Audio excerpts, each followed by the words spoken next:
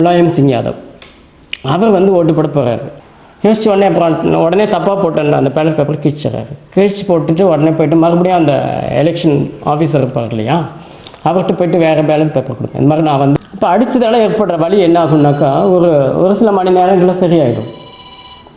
ஆனால் அவமானத்தால் ஏற்படுற வழி வந்து எனக்கு சரியாகும்னு யாருக்குமே தெரியாது. ஹெல்ப் தானே பண்ணேன், ஏன் இவங்க அடிக்கிறாங்க? இப்போது நம்ம நிறைய அவமானப்படுறோம். அவமானப்பட்டால் போய் கூணி குறுக்கி உட்காந்துக்கிறது இல்லை.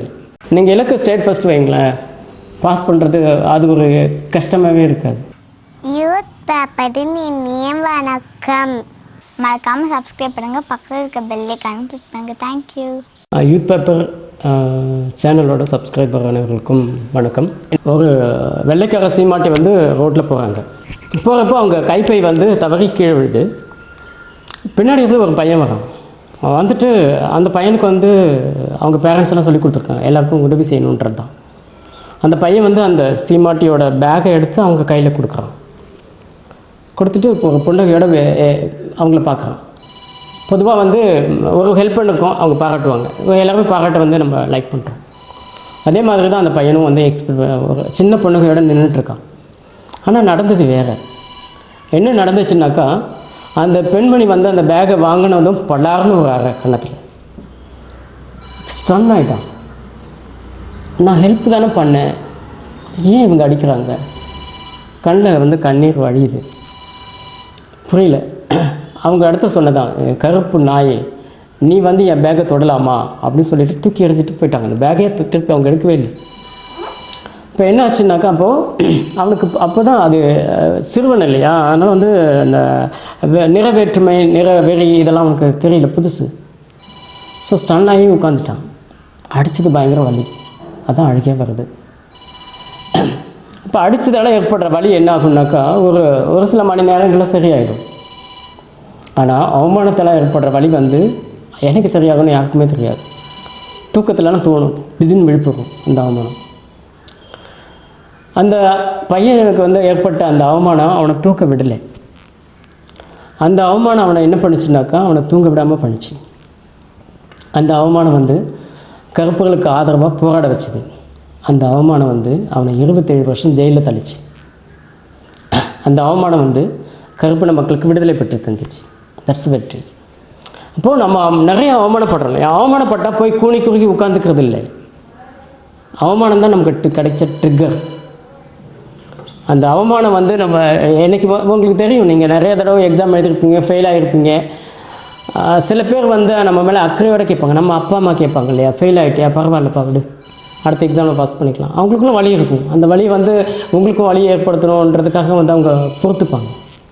பட் ஒரு சில ஃப்ரெண்ட்ஸ் இருப்பாங்க, உங்களுக்கு ஃபெயில் ஆனது தெரிஞ்சிருக்கும் அவங்களுக்கு ஏற்கனவே, மற்றவங்க மூலமாக கேள்விப்பட்டிருப்பாங்க.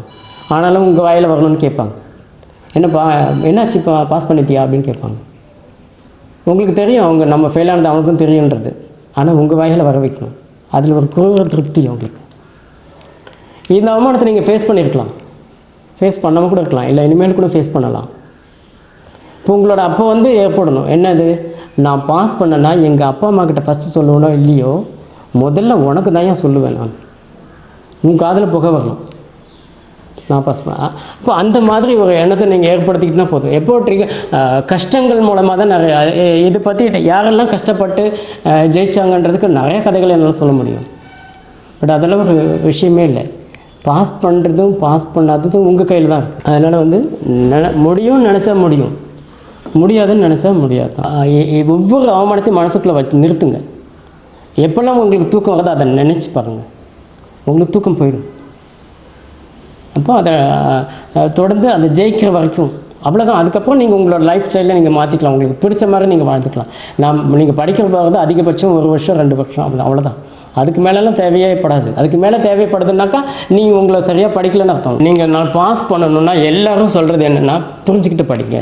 பாலிடிக்ஸில் ஒரு எக்ஸாம்பிள் சொல்கிறேன். பாலிடிக்ஸில் பார்த்தீங்கன்னு வச்சுக்கோங்களேன், எனக்கு இந்த பிரசிடெண்ட் எலெக்ஷன் பற்றி பார்க்குறப்போ 3 விஷயங்கள் சொல்லுவாங்க. இப்போ அதில் வந்து பார்த்தீங்கன்னாக்கா சீக்ரெட் பேலட் அப்படின்னு ஒரு வேர்டு வரும், ரகசிய வாக்குப்பதிவு. பிரசிடெண்ட் எலெக்ஷனில் பார்த்தீங்கன்னாக்கா அவர் என்ன செய்கிறாங்க, அவருக்கு வந்து ஒரு குவாலிஃபிகேஷன் வச்சுருப்பாங்க. அப்புறம் தேர்தல் முறைன்னு ஒன்று இருக்கும் இல்லையா, மறைமுக தேர்தல். அப்புறம் வந்து ரகசிய வாக்குப்பதிவு, ஒற்றை மாற்று விகிதாச்சார பிரதிநிதித்துவ முறையில் அவர் தேர்ந்தெடுக்கப்படுறார் அப்படின்லாம் சொல்லுவாங்க. சரி, ஒவ்வொன்றும் எக்ஸ்பிளைன் பண்ணால் திருப்பியும் நான் அது டைம் ஆகும், பாடம் நடத்துகிற மாதிரி இருக்கும். பட் இதில் வந்து என்ன சொல்லணும்னா சீக்ரெட் பேலட் மட்டும் எடுத்துக்கிறேன். ரகசிய வாக்குப்பதிவு. ரகசிய வாக்குப்பதிவுன்னா என்ன? ஒவ்வொன்றுக்கும் எக்ஸாம்பிள். ஒரு எலெக்ஷன், இப்போ பிரணாப் முகர்ஜி பிரசிடென்ட் இருந்தார். அந்த எலெக்ஷனில் வந்து பிரணாப் முகர்ஜி வெர்சஸ் பிஏ சங்மா, இவங்க 2 பேரும் தேர்தலில் போட்டியிடுறாங்க. இப்படி போட்டியிடுறப்போ எல்லாரும் வாக்காளர் உண்டு இல்லையா? யார் யார் பிரசிடென்ட் எலெக்ஷன் ஓட்டு போட முடியும், எம்பிஸ் போட முடியும், எம்எல்ஏஸ் போட முடியும்.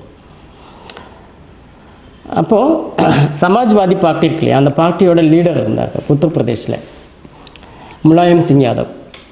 அவர் வந்து ஓட்டு போட போகிறாரு. அவங்க முன்னாடி பிரசிடென்ட் எலெக்ஷன் பொறுத்தளவுக்கு ஒரு கட்சி வந்து ஏற்கனவே டிசைட் பண்ணிவிடுவாங்க. என்ன டிசைட் பண்ணுவாங்கன்னா யாருக்கு ஓட்டு போடணுன்றதை முடிவு பண்ணிவிடுவாங்க. அப்படி முடிவு பண்ணப்போ அந்த கட்சி என்ன முடிவு பண்ணுச்சுனாக்கா பிரணாப் முகர்ஜிக்கு ஓட்டு போடணும்னு முடிவு பண்ணிட்டாங்க, டிசைட் பண்ணிட்டாங்க. பட் இவர் வந்து அப்போ அது இங்கே மாதிரி இவிஎம் எல்லாம் கிடையாது. பிரசிடென்ட் எலெக்ஷன் வந்து பேலட் பேப்பர் தான். ஸோ அந்த பேலட் பேப்பரில் வாங்கிட்டு டிக் பண்ண வேண்டியதான் யாருக்குன்னு. அப்போ அவர் என்ன செய்கிறாருன்னா, அவர் யாருக்கு ஓட்டு போட டிசைட் பண்ணார், பிரணாப் முகர்ஜிக்கு ஓட்டு போடணும். அவர் பிரணாப் முகர்ஜிக்கு ஓட்டு போடுறதுக்கு பதிலாக பிஏ சங்மாவுக்கு டிக் பண்ணிட்டார். ஒரு மைண்ட் அப்செட்ல இல்லை ஏதோ ஒரு சிந்தனையில் இருக்கிறப்போ நம்ம இந்த மாதிரி தப்பு பண்ணுவோம் இல்லையா, அந்த மாதிரி தப்பு பண்ணோன்னே நமக்கு ஸ்ட்ரைக் ஆகும் இல்லையா, அதே மாதிரி தான் அவருக்கு ஸ்ட்ரைக் ஆகும். அச்சிச்சோ, அவருக்கு ஓட்டு போடுறதுக்குள்ளே இவருக்கு போட்டோமே, என்ன பண்ணுறது அப்படின்னு யோசிக்கிறாரு. யோசித்த உடனே அப்புறம் உடனே தப்பாக போட்டேன் அந்த பேலட் பேப்பர் கிழிச்சு போட்டுட்டு உடனே போய்ட்டு மறுபடியும் அந்த எலெக்ஷன் ஆஃபீஸர் இருப்பார் இல்லையா, அவர்கிட்ட போய்ட்டு வேறு பேலட் பேப்பர் கொடுப்பேன். இந்த மாதிரி நான் வந்து பிரணாப் முகர்ஜிக்கு ஓட்டு போட வந்தேன், ஆனால் ஏதோ சிந்தனையில் இவருக்கு போட்டேன், அதை மாற்றி போடணும் அப்படின்னு கேட்குறாரு. கேட்ட உடனே நம்மளை மாதிரி இப்போ பீப்புள்ஸ்னால் தான் அவங்க வந்து கொஞ்சம் யோசிப்பாங்க இல்லையா, அவர் பெரிய பொலிட்டிக்கல் லீடர் இல்லையா, அதனால் அவர் வந்து என்ன பண்ணார், இன்னொரு பேலட் பேப்பர் கொடுத்துட்டாரு. கொடுத்த உடனே அவர் மாற்றி போட்டார். இப்போ அவர் வந்து பிஏ சங்கமாக போல் இப்போ பிரணாப் முகர்ஜிக்கு கரெக்டாக போட்டு ஓட்டு பேப்பருக்கு இப்போ மடித்து வெட்டியில் போட்டு அவர் போயிட்டார். பட் எலெக்ஷன் ஆஃபீஸருக்கு டியூட்டி இருக்கும். அவர் என்ன பண்ணாக்க எல்லா பேலட் பேப்பரும் கணக்கு கொடுக்கணும். எத்தனை வந்து பேலட் பேப்பருக்கு மொத்தமாக வாங்கினார், எத்தனை ஓட்டு போலாச்சு, எவ்வளோ ரிமைனிங் பேலட் பேப்பர் இருக்குது, எவ்வளோ டேமேஜ்டு, இதெல்லாம் சொல்லணும். டேமேஜுக்கு என்ன காரணத்துக்கு டேமேஜ் ஆச்சு அப்படின்னு சொல்லணும். ஸோ அவர் என்ன பண்ணாருன்னா இந்த நடந்த எல்லா விஷயத்தையும் எக்ஸ்பிளைன் பண்ணி, இந்த மாதிரி இவர் வந்து இந்த ஒரு பேப்பரை டேமேஜ் பண்ணதால இந்த ஒரு பேப்பர் கொடுக்க வேண்டியிருக்குது ரிட்டனாக எழுதி அவர் வந்து எலெக்ஷன் கமிஷனுக்கு அனுப்பிட்டார். ஸோ எலெக்ஷன் கமிஷன் என்ன பண்ணுச்சுன்னா இந்த இவரோட ஓட்டை வந்து செல்லாதுன்னு அறிவிச்சிச்சு. இப்போ ஏன் இப்படி செல்லாதுனாக்கா அதுதான் சீக்ரெட் பேலட். நீங்கள் ஓட்டு போட போயிருக்கீங்க இல்லையா, அங்கே வந்து பார்த்தீங்கன்னாக்கா ஃபஸ்ட்டு வந்து உங்களுக்கு வந்து உங்கள் பேரை வந்து எலக்ட்ரல் ரோலில் இருக்கான்னு வெரிஃபை பண்ணுவாங்க. அதுக்கப்புறம் வந்து உங்களுக்கு அந்த சீல் முத்திரை அந்த மை வைப்பாங்க. மை வச்சுட்டு அந்த முத்திரை கொடுத்துருக்காங்க. அப்புறம் உங்களுக்கு கடைசியாக ஒரு ஓரமாக வந்து ஒரு கம்பார்ட்மெண்ட் வச்சுருப்பாங்க, அட்டைப்பட்டி வச்சு மறைச்சி வச்சுருப்பாங்க. நீங்கள் ஓட்டு போடுறது யாருக்கும் தெரியக்கூடாதுன்னு. That is secret. நம்ம ஓட்டு போடுறது யாருக்குன்னு உங்களை தவிர வேறு யாருக்குமே தெரியக்கூடாது. அதுதான் சீக்ரெட் பேலட்ன்றது. அப்போ மற்றவங்களுக்கு தெரிஞ்சதுன்னா செல்லாது, அதுதான் சொல்கிறாங்க. இதில் எவ்வளோ ஒரு சின்ன விஷயம் தான் இல்லையா, அதில் எவ்வளோ இது இருக்குது. தட்ஸ் சரி. இப்படியெல்லாம் நான் படிக்கணுமா, இதெல்லாம் எக்ஸாமில் கேட்குறாங்களா, அதுதான் கேள்வி. நல்லா படிக்கணுன்ட்டு தான் இருக்கும். நிறையா நடத்தணும்னு வச்சுக்கலாம். நிறைய விஷயங்கள் சொல்கிறப்ப அவங்களுக்கு சில பேருக்கு வந்து இதெல்லாம் எக்ஸாமில் வருதா, ஏன் இதெல்லாம் நீங்கள் சொல்கிறீங்க அப்படின்னு கேட்பாங்க. இதெல்லாம் எக்ஸாமில் வராது தான், இவ்வளோ டெப்த்தாக படிக்கணுமான்றது தேவையில்லை தான். பட் நான்லாம் அப்படி தான் படித்தேன். ஏன் அப்படின்றதுக்கு ஒரு காரணம் இருக்குது. ஏற்கனவே சொன்னேன் இல்லையா, அப்போ ஸ்டூடெண்ட்ஸ் வந்து ஒரு சப்ஜெக்ட் வந்து பிடிக்காமல் போகிறதுக்கு காரணம் தான். நீங்கள் நல்லா புரிஞ்சுக்கிட்டு படிச்சிங்கன்னு வச்சுக்கலாம், அந்த பாடத்து மேலே பெரிய அட்ராக்ஷன் வந்துடும் உங்களுக்கு. அந்த ஆர்வம் வந்து அதுக்கப்புறம் உங்களுக்கு டீச்சர் தேவைப்பட மாட்டாங்க, எந்த டீச்சரும் தேவையில்லை. நீங்களாம் தேடி படிக்க ஆரம்பிச்சிடுங்க. ஒரு பாடம் உங்களுக்கு பிடிச்சிருச்சுன்னா போதும், அதுக்கப்புறம் அதை தேடி நீங்களே படிப்பீங்க. அதை நிறையா படிக்க உங்களுக்கு அதில் நாலேஜுக்கு வந்துடும். எந்த காரணத்தில் தெரியாத கேள்வி கேட்டால் கூட, ஈவன் அந்த சப்ஜெக்டில் உங்களுக்கு படிக்காத ஒரு கேள்வி கேட்டால் கூட நீங்கள் கெஸ் பண்ணுறது கரெக்டாக இருக்கும். சரியா? இப்போ சர்வைவல் ஆஃப் த ஃபிட்டஸ்ட் சில பேர் சொல்லுவாங்க, இந்த அது சரியாகவே சில பேருக்கு அண்டர்ஸ்டாண்டிங் இருக்காது. என்னென்னாக்கா, இப்போ ஒரு காடு இருக்குதுன்னு வச்சுக்கோங்களேன். அந்த காட்டில் வந்து ஒரு குளம் இருக்குது. காட்டில் நிறைய அனிமல்ஸ் இருக்கும். எல்லா அனிமல்ஸும் இப்போ சிங்கம் வந்து வலிமையானது, மற்ற அனிமல்ஸ் பிடிச்சப்படினா அப்படி பார்க்கக்கூடாது. சர்வைவல் ஆஃப் த ஃபிட்டஸ்ட்னு ஒரு சூழல் மண்டலத்தில் யார் வந்து இது இருக்காங்கன்னு. ஃபார் எக்ஸாம்பிள் அந்த குளம் இருக்குன்னு சொன்னாலே, குளத்தில் மீன்கள் இருக்குது. ஒரு கரடி வந்து மீன் பிடிச்சி சாப்பிடுதுன்னு வச்சுக்கோங்களேன். எந்த கரடி வந்து நல்லா, இப்போ யார் சர்வைவல் ஆஃப் த ஃபிட்டஸ்ட்னால் மீனாக கரடியான்னு பார்க்கக்கூடாது. இப்போ கரடியில் வந்து ஒரு 10 கரடி வந்து மீன் பிடிக்குதுன்னா, எந்த கரடி வந்து ரொம்ப டேலண்டாக மீன் பிடிக்குதோ அதுதான் கரடிக்குள்ள ஃபிட்டஸ்ட்டுன்னு அர்த்தம். அதே மாதிரி மீன்களுக்குள்ளே தான் யார் ஃபிட்டுன்னு பார்க்கணும்.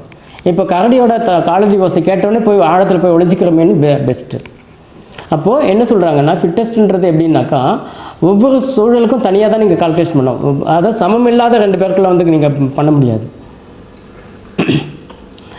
அப்போது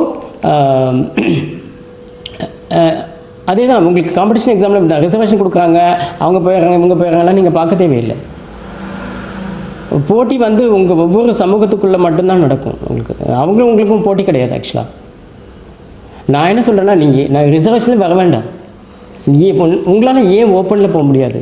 அதான் என்னோடய கேள்வி. நீங்கள் எந்த ரிசர்வேஷன் கேட்டகரியில் கூட இருந்துக்கோங்க, தப்பு இல்லை. பட் ஏன் நான் என்னால் ஓப்பன் பண்ண நான் கிளாஸ் நடத்தும்போது என்ன சொல்லுவேன், நீங்கள் ஏன் ஸ்டேட் ஃபஸ்ட் வரக்கூடாது? நம்ம அந்த மாதிரி யோசிக்கிறதே இல்லை. நீங்கள் ஸ்டேட் ஃபஸ்ட்டாக நீங்கள் எய்ம் பண்ணிங்கன்னா பாஸ் பண்ணுறது சாதாரணமாகிடும். அப்படி நம்ம யோசிக்கிறதே இல்லை. ஏன்னா நமக்கு யாரும் யோசிக்க சொல்லிக் கொடுக்கவும் இல்லை இல்லையா? ஏன்னா நமக்கு பாஸ் பண்ணுறதே பெரிய விஷயமா இருக்குது. நம்மளுடைய இலக்கு அதை பாஸ் பண்ணுறது வைக்கிறப்போ நம்ம வந்து ஃபெயில் ஆகிடும். நீங்கள் இலக்கு ஸ்டேட் ஃபஸ்ட் வைங்களேன், பாஸ் பண்ணுறது அது ஒரு கஷ்டமாகவே இருக்காது. இந்த 3 விஷயத்தை நீங்கள் நல்லா பார்த்துக்கோங்க. ஒன்று வந்து என்னென்னாக்கா டீச்சர், அப்புறம் வந்து புரிஞ்சுட்டு படிங்க, அப்புறம் வந்து மாற்றங்களை கவனிங்க. நான் சொல்லணுன்னாக்கா ஸ்டூடெண்ட்ஸ்க்கு ஒவ்வொன்றுக்குள்ள சின்ன சின்ன விஷயங்களுக்கு நிறையா டவுட் இருக்கும். இந்த மாதிரி ஒவ்வொரு விஷயத்துக்கும் நிறைய எக்ஸாம்பிளோட சொல்ல முடியும். பட் நமக்கு நேரமும் இல்லை. Thank you very much. நன்றி.